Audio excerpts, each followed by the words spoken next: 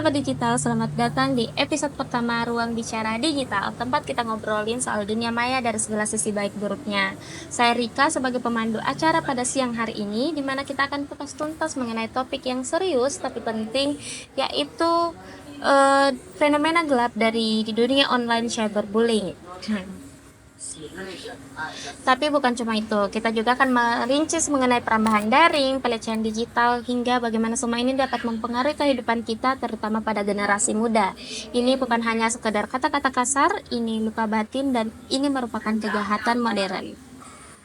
Maraknya kasus bullying atau tindak penindasan yang Video terjadi di bullying atau lingkungan pendidikan perundungan yang seperti sekolah. dilakukan oleh sejumlah Seorang remaja SMP putri negeri di di bawah Malang, umur di Jawa Cilacap, Timur yang Jawa diduga Tengah menjadi viral korban media kasus hubungan ini teman dengan sekolahnya memanggil sejumlah pihak. bullying. Baru-baru ini remaja di Jakarta mengalami depresi berat karena foto pribadinya disebarluaskan di media sosial tanpa izin, di mana awalnya foto tersebut diambil untuk kebutuhan tugas tapi entah bagaimana foto tersebut terekspos di media sosial dengan caption yang cukup memalukan.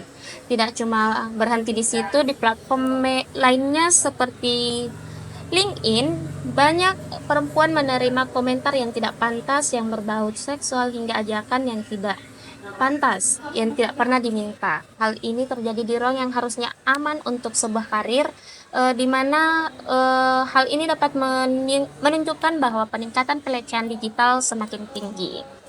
Dan seperti biasa, di sini saya tidak akan sendiri, sudah hadir dua narasumber kece kita, yaitu ada Kak Ernita. Halo Rika, senang banget bisa ngobrol hari ini. Dan juga ada Pak Agung. Baik, Rika, terima kasih telah meminta hari ini. Oke, sebelum kita bahas lebih lanjut, lebih jauh nih Kak, pertama-tama mau Kak bertanya mengenai apa sih yang dimaksud dengan perambahan digital, perambahan daring maksudnya? Perambahan daring sederhananya adalah aktivitas penelusuran atau interaksi secara intensif di dunia maya, baik untuk mencari informasi, bermedia sosial, atau bahkan mengungkap data pribadi orang lain. Masalahnya, kalau tidak dibatasi atau tidak punya etika digital, ini bisa menjurus ke pelanggaran privasi atau bahkan pelecehan daring. Nah, ini nyambung di cyberbullying nih Kak. Nah, betul sekali karena cyberbullying itu adalah salah satu bentuk intimidasi, penghinaan atau kekerasan psikologis yang terjadi melalui media digital. Bisa berbentuk dalam komentar yang menyakitkan, penyebaran rumor online, hingga ancaman via DM yang membuat lebih parah karena sifatnya digital.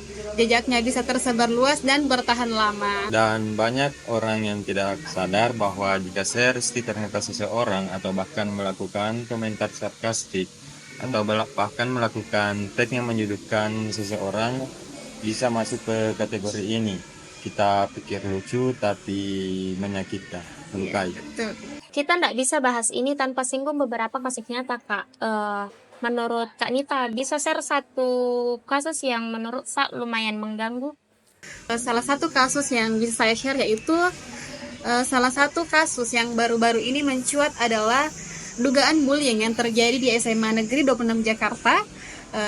Sebanyak 15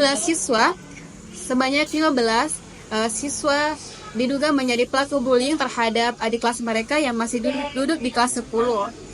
Korban mengalami kekerasan psikologis akibat dari perbuatan tersebut.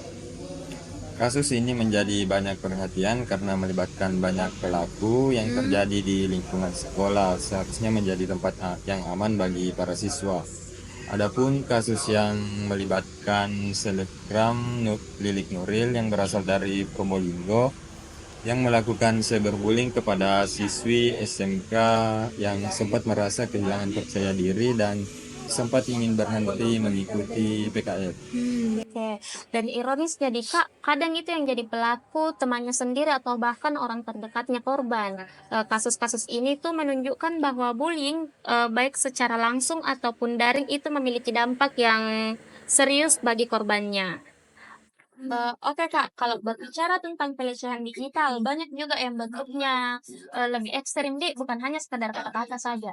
Ya, betul sekali. Berbicara tentang pelecehan digital itu mempunyai berbagai macam bentuk. Salah satunya yaitu pemerasan berbasis konten intim atau penyebaran video setelah hubungan selesai.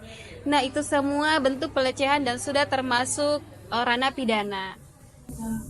Dan sayangnya literasi digital kita di sini sangat minim. Banyak korban yang tidak tahu harus lapor kemana dan merasa malu.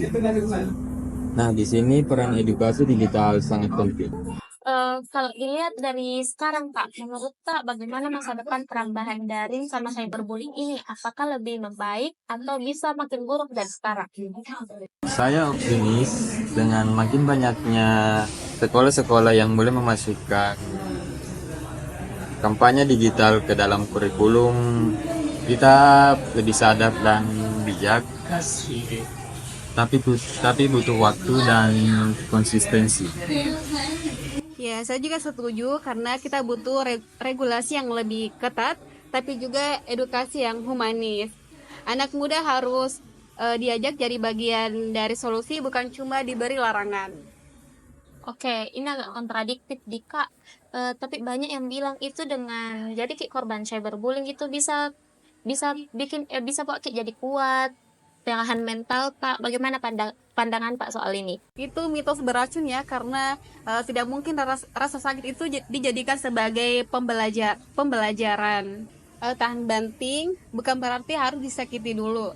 Kita bisa belajar empati, daya tahan, kebijaksanaan tanpa harus jadi korban bullying. Betul, jangan meromantisasi luka. Jika ada manfaat dari cyberbullying, itu cuma satu, kita bisa bahwa dunia maya butuh aturan dan rasa hormat. Oke, terakhir Kak, satu pesan yang mungkin dari kakak-kakak untuk para pendengar ruang bicara digital. Pesan saya itu jangan pernah anggap kata-kata itu ringan, karena di balik layar ada hati yang bisa hancur. Dan kita semua punya peran, jangan jadi penonton yang kemudian jadilah suara untuk yang dibungkam. Luar biasa. Kali obrolan tak hari ini Kak, dari perambahan daring yang sepertinya sepele hingga luka batin yang disebabkan oleh cyberbullying, yang nyatanya itu bisa merusak mental seseorang. Tapi satu hal yang harus kita camkan, ruang digital merupakan perpanjangan dari dunia nyata. Apa yang kita ucapkan, ketik, bahkan bagikan itu punya dampak tersendiri bagi seseorang. Nah, betul sekali. Kita semuanya punya peran. Jadilah pengguna internet yang bukan cuma cerdas, tapi juga berempati. Kalau kamu lihat ada teman kamu dibully online, jangan diam, berdiri, bela, dan beri dukungan. Dan untuk para pendengar, keberanian itu bukan hanya soal bersuara, tapi tidak untuk saling menyakiti. Dunia maya butuh banyak orang yang baik. Jangan menunggu viral untuk saling peduli. Nah, setuju sekali Kak soal itu. Ayo kita mulai dari diri tak sendiri, dari cara kita ketik komentar, share informasi, sampai cara berkomunikasi dengan orang lain di media sosial. Karena kadang satu emoticon senyum bisa menyelamatkan hati seseorang, tapi satu komentar jahat bisa merusak mental seseorang. Sampai jumpa di episode berikutnya. Sahabat digital, terus suarakan kebaikan di ruang digital. Jangan lupa like, komen, subscribe, dan share di orang-orang tersayang kita. Bye semuanya, dan jaga ruang digital.